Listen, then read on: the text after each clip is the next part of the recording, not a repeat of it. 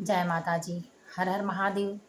मैं हूँ अर्चना तिवारी। स्वागत करती हूँ आपका अपने चैनल में ज्ञान की बात विद अर्चना चिंतामणि। कैसे हैं आप? ये बताने के लिए कमेंट बॉक्स में हमेशा की तरह जय माता जी, हर हर महादेव ज़रूर लिखें। अगर आप मेरे चैनल पर नए हैं तो हर नोटिफिकेशन आपको पहले प्राप्त हो और आप हर बार कुछ न कुछ अच्छा सीखें, नई जानकारी मिले। इसके लिए आप चैनल को सब्सक्राइब कर लें। अगर मेरी वीडियो आपको पसंद आती है तो लाइक ज़रूर कर लें। जय माता जी।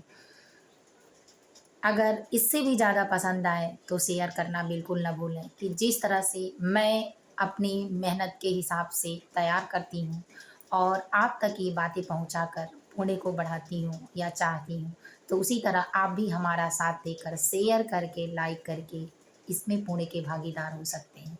क्योंकि धर्म हमेशा बढ़ता है, बाँटने से ज्ञान बढ़ता है और ज्ञान एक ऐसी शक्ति है, एक ऐसा खजाना है कि आप जितना जानेंगे कम पड़ेगा और ज़िंदगी के किसी न किसी मोड़ पर साथ ज़रूर देता है।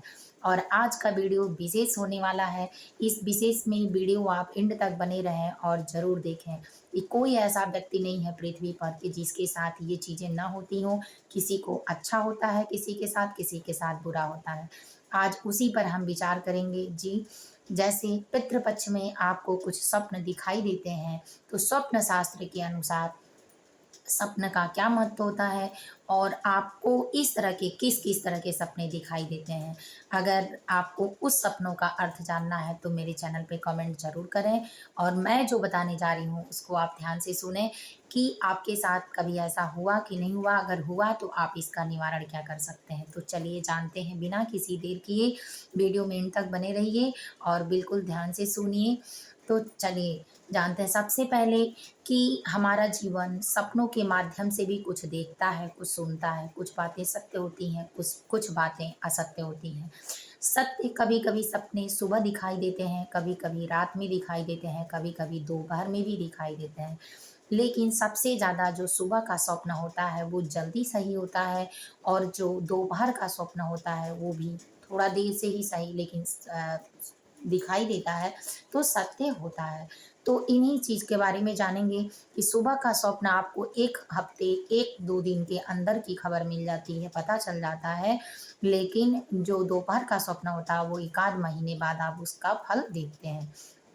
इसीलिए स्वप्न में पितृपक्ष अभी चल रहा है और इस पितृपक्ष में आप सालों से परेशान हैं अगर और बहुत सारी प्रक्रियाएँ कर रहे हैं इस बार कि हमारे पितृ प्रसन्न हो जाएँ या जो पितृ दोष है हमारे घर में वो दूर हो जाए या ये जानना चाहते हैं कि हमारे पितृ प्रसन्न हैं कि नहीं हैं।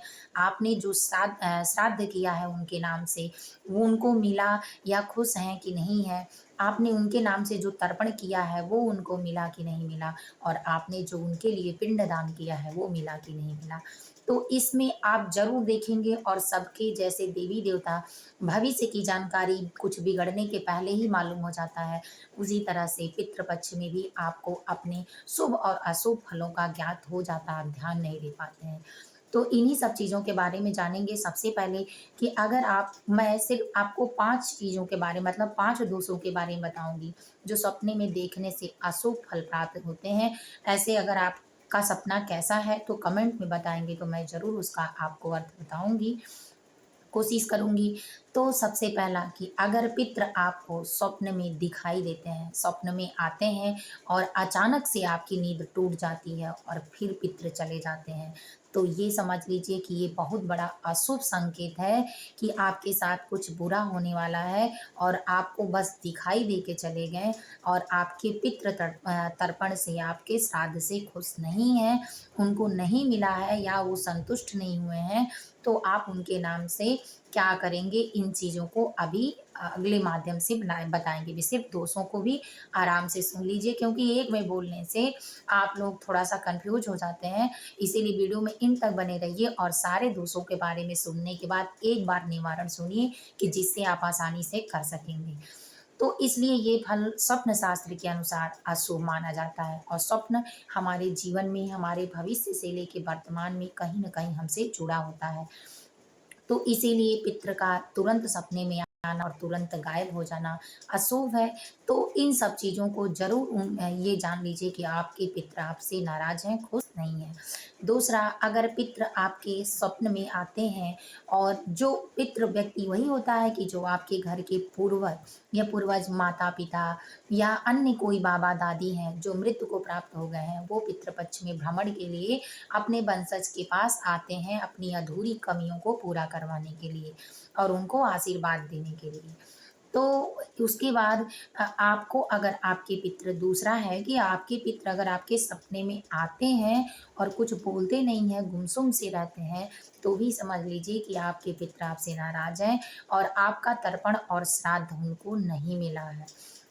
तो ये बिल्कुल अशुभ स्वप्न है और ये समझ लीजिए कि भविष्य में आपको अनेक परेशानियाँ आने वाली हैं और वो सिर्फ़ आपको कह नहीं पा रहे हैं, सिर्फ़ दिखाई दे रहे हैं और बोल भी नहीं पा रहे हैं।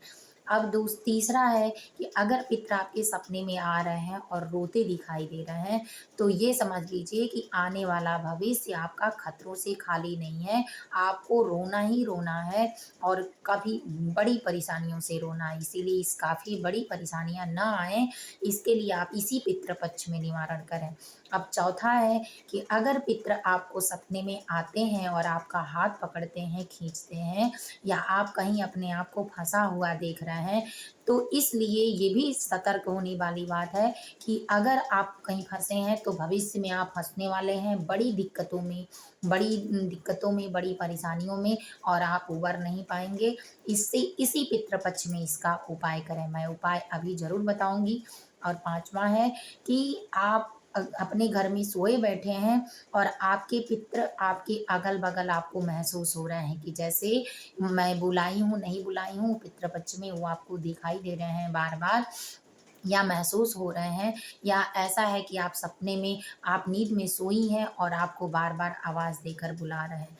तो ये भी समझ लीजिए कि आवाज़ दे रहे हैं या आपसे भोजन मतलब पानी माँग रहे हैं, खाना माँग रहे हैं, तो मतलब समझ लीजिए कि वो भूखे हैं और बिल्कुल गुस्से में हैं। वो आपको आवाज़ दे रहे हैं, मतलब आपके काम से वो संतुष्ट नहीं हैं, क्योंकि जब पितृ आते हैं पृथ्वी पर और अपने वंशज के घर मतलब जाते हैं, तो जब उनको अच्छा काम करते हुए देखते हैं, उनके घर में साफ-सफाई देखते हैं, पूजा-पाठ होते देखते हैं, जैसे पूजा-पाठ तो सिर्फ़ 2 लोग नहीं करेंगे, जिनके मतलब माता-पिता होंगे या जिनके पूर्वज होंगे, उन्हीं पे सूतक लगता है और परिवार के सभी सदस्य पूजा-पाठ कर सकते हैं शास्त्र के अनुसार। तो अगर ऐसा होता है, तो समझ लीजिए कि आप इसका जल्द से जल्द इसी पितृ पक्ष में निवारण करिए। अब चलिए जानते हैं कि इन सारे स्वप्न दोषों का उपाय आप क्या कर सकते हैं। तो सबसे पहले रूप जान लेते हैं कि इस बार पितृ पक्ष सन 2024 का सर्वपित्र अमावस्या जो है वो 2 अक्टूबर को लग रहा है। 2 अक्टूबर को सूर्य ग्रहण का भी दिखाई दे रहा है। तो सूर्य ग्रहण अपने क्षेत्र में नहीं लगेगा, तो दूसरी जगह लगने के कारण अब उसका सूतक भी मान्य नहीं होगा। इसीलिए लोगों के भ्रम में ना पड़ें और उस दिन सर्वपित्र अमावस्या के दिन जो उनकी विदाई होती है, पूरे विधि-विधान से करें। और उसके पहले, सर्वपित्र अमावस्या के पहले तेरस आता है। तेरस मतलब मासिक शिवरात्रि व्रत। उस पे आप भोलेनाथ का पूजा करें। कैसे? 21 लोटा जल एक बाल्टी में रखें, 21 लोटा जल, उसमें गंगा जल डालें, काला तिल डालें और पंचामृत बनाएँ। घी, दूध, दही, शहद, शक्कर, ये मिलाकर पंचामृत से भोलेनाथ को स्नान कराएँ और उसके बाद से घी, शहद, जो भी पंचामृत में सारी चीज़ें मिली हैं, उससे भोलेनाथ को स्नान कराएँ, फिर शुद्ध जल से स्नान कराएँ और वो 21 लोटा जल अपने पितरों के नाम से भगवान भोलेनाथ पर अर्पित कर दें कि जिन-जिन हमारे पितरों को नहीं मिला है, वो हे भगवान, आप हे भोलेनाथ उमा महेश्वर मेरे पितरों को ये तर्पण प्रदान करें। तो इस तरह से भोलेनाथ के माध्यम से वो तर्पण उनके पास पहुँच जाएगा। और दूसरा, आप क्या करेंगे, सर्वपित्र अमावस्या तेरस पे ही जो तेरस पड़ता है, त्रयोदशी व्रत अभी हमने बताया, उसी दिन, जिस दिन आप जल चढ़ाएँगे, उसी दिन आप भोलेनाथ का चालीसा पढ़ सकते हैं, उनका सूक्त श्लोक जो है वो पढ़ सकते हैं और उसके बाद आप प्रार्थना कर सकते हैं कि हे भगवान भोलेनाथ, हमारे पितृदेवों के आत्मा को शांति दीजिए, उन्हें कष्ट से उबारिए, उनके आत्मा को मुक्त करिए।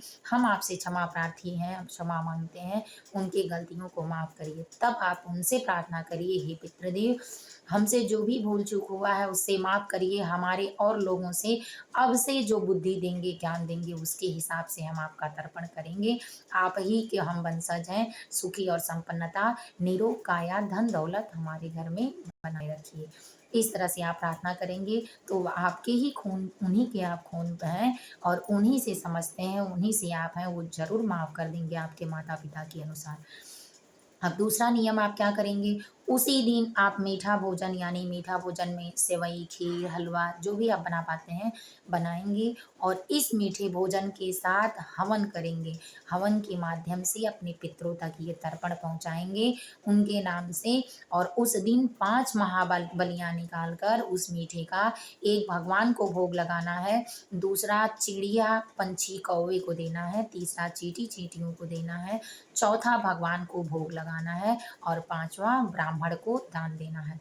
इस तरह से आपके पितृ तृप्त होंगे और उनको ये सारी चीज़ें वहाँ प्राप्त होंगी तो खुश होंगे, क्योंकि आपका ये पुण्य महापुण्य में लिखा जाएगा। और जब किसी का वंशज पुण्य करता है अच्छी चीज़ों के माध्यम से, तो वो पुण्य उनको प्राप्त होता है, तो उससे उनको जो यातनाएँ वहाँ कष्ट मिलती हैं उनके कर्मों के कारण, वो कम हो जाती हैं और कम होने के कारण वो आशीर्वाद देते हैं। जिस तरह से आप कहीं फँस जाते हैं और कोई आपका हाथ पकड़ के खींच लेता है या अपने कंधे का सहारा देता है या कहीं आपका सहाय हो जाता है, तो आप उसका एहसान जीवन भर मानते हैं और उससे आपका लगाव हो जाता है। ठीक उसी प्रकार से उनको भी ये चीज़ें प्राप्त होती हैं, तो वो आपको आशीर्वाद देते हैं और अपना मानते हैं।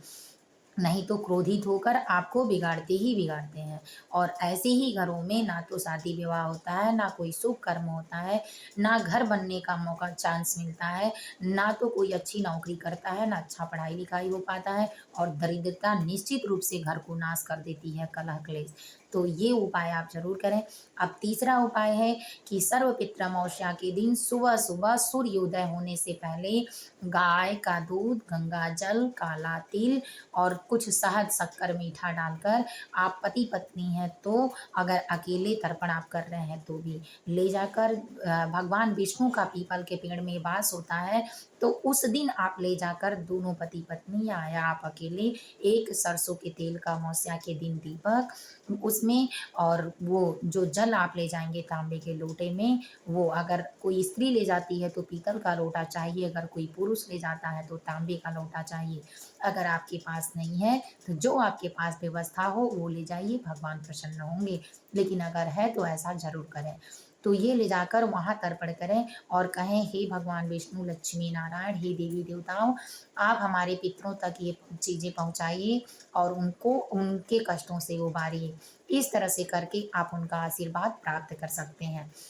अब चौथा नियम है कि चौथे नियम में आप पेड़-पौधे लगाएँ, जैसे हरिद्वार, गंगा जी, विंध्याचल इत्यादि जगहों पर, नदी के जगहों पे, नहर के जगहों पे, ऐसी जगहों पे जहाँ 4-6 लोग, 10 लोग बैठे हैं, जहाँ पुण्य तीर्थ स्थल हो, वहाँ भी या अन्य जगहों पे भी जहाँ उनकी ज़रूरत हो, वहाँ पीपल के पेड़ का वृक्ष लगाने से आपके पितृ तृप्त होते हैं और जन्म-जन्मांतर के पाप कट जाते हैं और उनको कष्टों से उबार दिया जाता है।